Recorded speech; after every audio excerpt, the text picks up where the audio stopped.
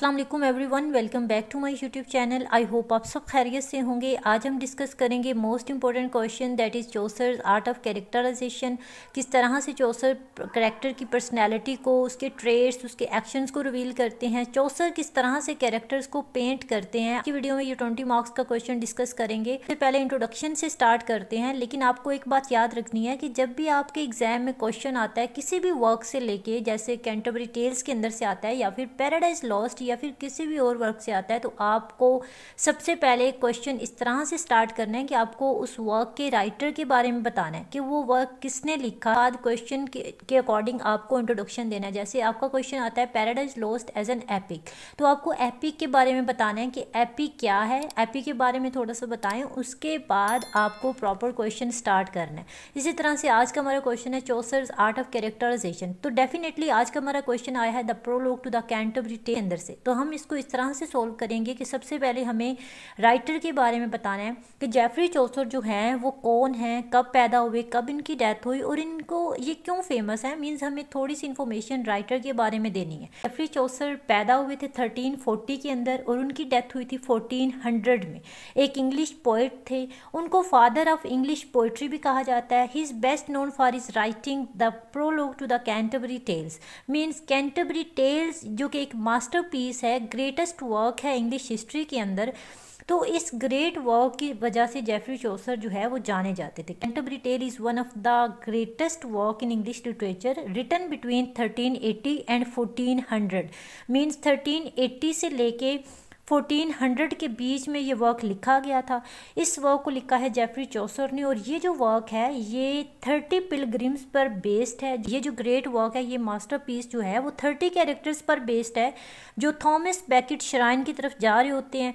ये जो 30 कैरेक्टर्स हैं ये 14th सेंचुरी की सोसाइटी की तमाम शेड्स को रिप्रेजेंट कर रहे हैं। मीन ये 30 लोग जो हैं, इसमें चौसर के जो तबका है उसके हर तबके का हर शख्स मौजूद है।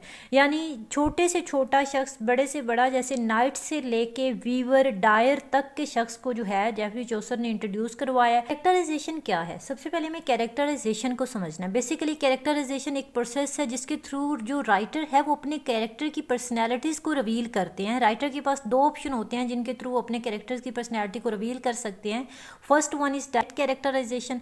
डायरेक्ट कैरेक्टराइजेशन के अंदर कैरेक्टर की फिजिकल जो डिस्क्रिप्शन होती है वो दी जाती है। जो राइटर है वो कैरेक्टर को खुद डिस्क्राइब कर रहा होता है। Second one is indirect characterisation. Indirect characterisation के अंदर कैरेक्टर को एक्शंस, बिहेवियर, रिएक्शंस के थ्रू, थॉट्स और सिंबोलिज्म और इमेजरी के थ्रू कंट्रास्ट और कंपैरिजन किया जाता है। उसके अलावा डिफरेंट लिटरेरी डिवाइसेस का यूज़ किया जाता है जिनके थ्रू कैरेक्टर को रिवील किया जाता है, उसकी लुक्स को, उसकी अपीयरेंस को बताया जाता है। तो बेसिकली चौसर ने कैंटरबरी टेल्स को लिखते हुए दोनों ऑप्शंस का यूज़ किया है, डायरेक्ट कैरेक्टराइजेशन भी और इनडायरेक्ट कैरेक्टराइजेशन भी। खुद भी कैरेक्टर्स के बारे में बताया है, ठीक है, डिस्क्राइब किया है कैरेक्टर्स की पर्सनैलिटी को। उसके अलावा इनडायरेक्ट कैरेक्टराइजेशन के थ्रू भी कैरेक्टर्स को रिवील किया है। मीन्स उनकी स्पीच, उनके थॉट्स, उनके जो अफेक्ट्स हैं दूसरे कैरेक्टर्स के ऊपर, उनकी जो अपीयरेंस है, कंपैरिजन किया है, उसको उनको सिंबलाइज किया है, इमेजरी यूज़ की है, सिमिलीज का, मेटाफर्स का यूज़ किया है उनके कैरेक्टर्स को लिखते हुए।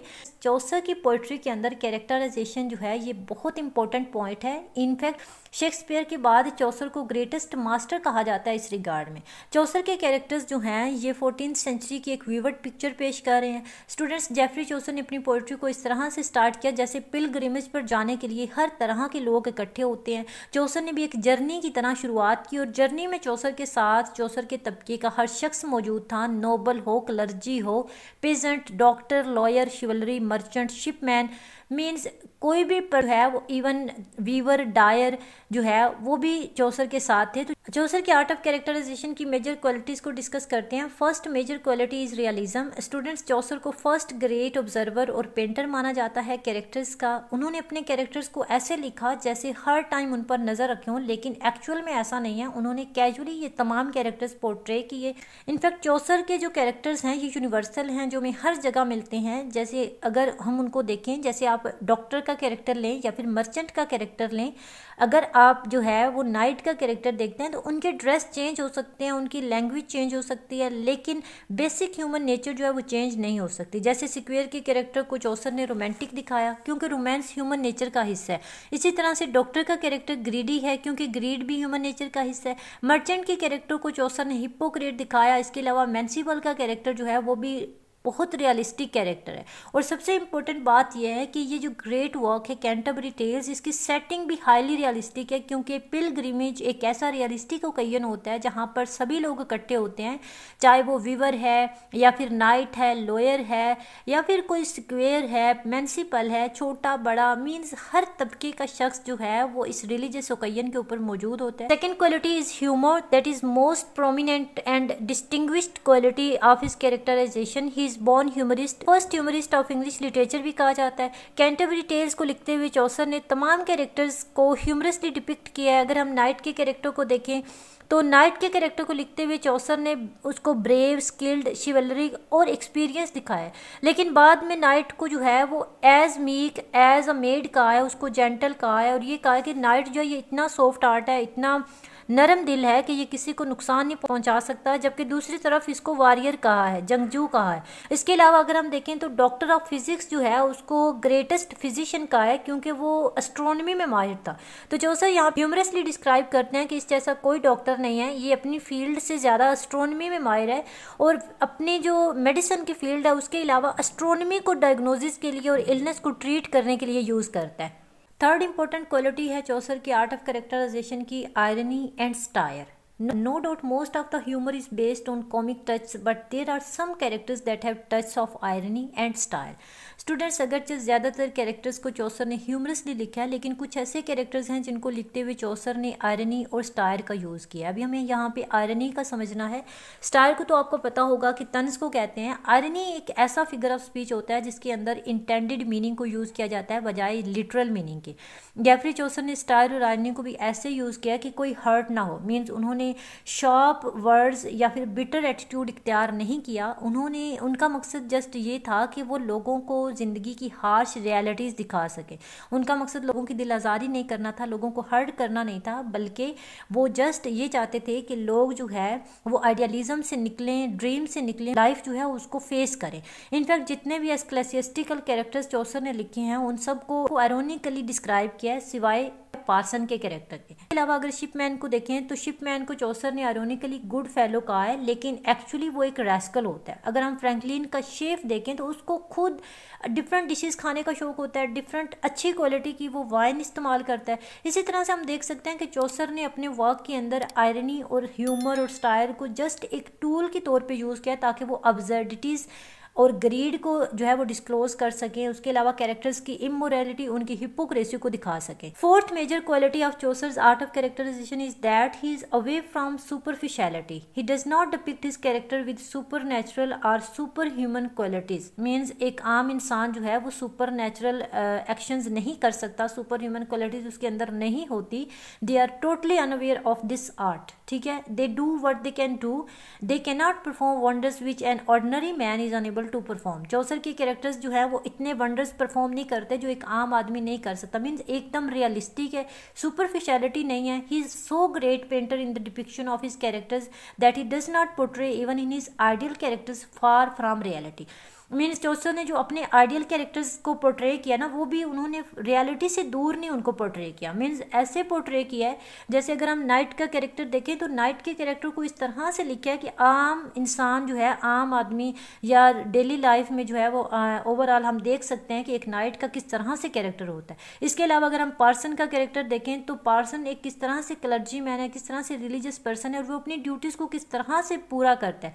और होते हैं इस तरह के लोग आम लाइफ में, हमें इस तरह के लोग मिलते हैं। अगर हम स्क्वेयर को देखें या फिर शिपमैन को देखें डॉक्टर का कैरेक्टर देखें, मर्चेंट का कैरेक्टर देखें, तो ये तमाम कैरेक्टर्स ऐसे पोर्ट्रे हुए हैं जो कि हमें आम लाइफ में नजर आते हैं। Fourth major quality of Chaucer's art of characterisation is naturalism, means Chaucer के कैरेक्टर बिल्कुल नेचुरल, विविड और रियलिस्टिक हैं। नाइट के कैरेक्टर को अगर हम देखें तो उसको एक एम्बॉडीमेंट रिप्रेजेंट किया गया शिवलरी का, ट्रूथ का, ऑनर का। These are the natural qualities of a warrior. अगर हम वाइफ ऑफ बैथ के कैरेक्टर को देखें तो she is bold, independent and worldly women.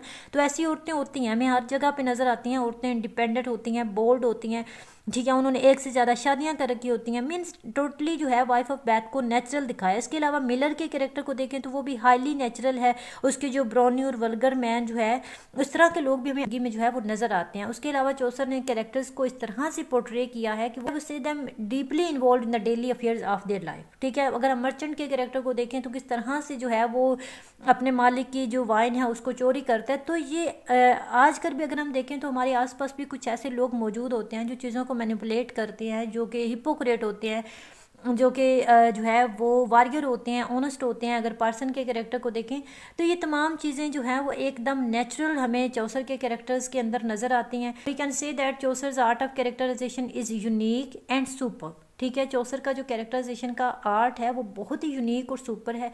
तमाम पिलग्रिम्स जो हैं ये विविडली उनको डिस्क्राइब किया गया है, परमानेंट इंप्रेशन हमारी मेमोरी पे जो है वो डाला जा सके। The detail of their physical appearance, their social status and characters are so artistically presented that the whole man and women become alive before our eyes. अगर हम चौसर के कैरेक्टर्स को पढ़ते हैं तो हमें ऐसे लगता है कि ये कैरेक्टर्स हमारे सामने आ रहे हैं, जा रहे हैं, एक्शन कर रहे हैं, बात कर रहे हैं। तो एकदम उनको रियल लिखा है, उनको एकदम नेचुरल लिखा है, ताकि जो है वो हमें कैरेक्टर्स अपनी डे टू डे लाइफ में जिनके साथ हमारा सामना होता है। इस तरह से डॉक्टर के कैरेक्टर को अगर आप देखते हैं जो है, उसके अलावा वाइफ ऑफ बैथ, प्रायरस का कैरेक्टर, पार्सन का कैरेक्टर, तो ये तमाम कैरेक्टर चौसर ने एकदम रियल लिखे हैं, एकदम रियलिटी बेस्ड कैरेक्टर्स हैं। तो यहाँ तक आज का हमारा क्वेश्चन एंड होता है। आई होप आपको तमाम पॉइंट्स की अच्छे से समझ आई होगी। वीडियो अच्छी लगी तो वीडियो को लाइक कर दें, चैनल को लाजमी सब्सक्राइब कर लेना, बेल आइकन का बटन दबा लेना। मिलते हैं अगली वीडियो में। अल्लाह हाफिज़।